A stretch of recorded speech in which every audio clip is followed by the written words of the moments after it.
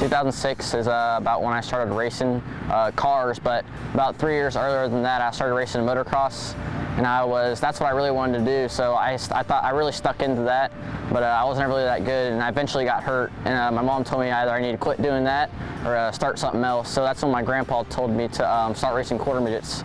And so I got into there and I started racing that for a long time. I did that for about 3 years on the national circuit, and then about 2 or 3 years ago, I started racing trucks. I started racing because my whole family was always revolved around football and softball and things like that with my brother and sister. And so I tried football a little bit. I was never really that good, so I always loved motocross, so that's when I started racing motocross, and from there on I eventually got to here. James Stewart was always my inspiration when I raced motocross. He's always been my inspiration throughout all my motorsports, anything I've done.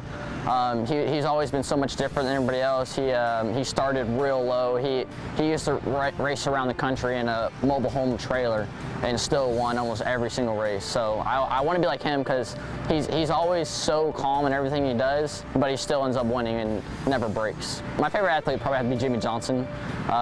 He's more into auto racing, so unlike Stewart, he's not in the same category as auto racing as him. So someone to be in my same sport as I do, he would have to be the biggest one. He's won 5 championships in a row. My favorite school subject would probably have to be science.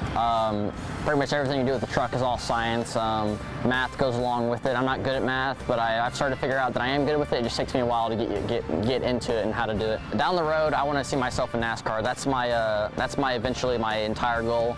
Even if it's in the truck series, that's still okay with me. Just some sort of thing in NASCAR. They're the highest caliber in auto racing. So eventually, if I can get enough sponsors and money backing, I will definitely be on there. Being in NASCAR, you can be the best driver in the world and not have enough sponsorship or be comfortable enough in front of the camera to be able to get that sponsorship opportunity, or even if a sponsor wants you to sell their product, anybody can sell their product, but who's going to really persuade the viewer to buy their product if you're just boring?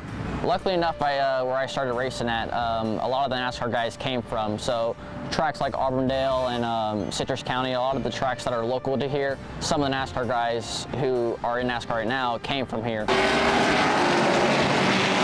Charity is something we just started doing about last year.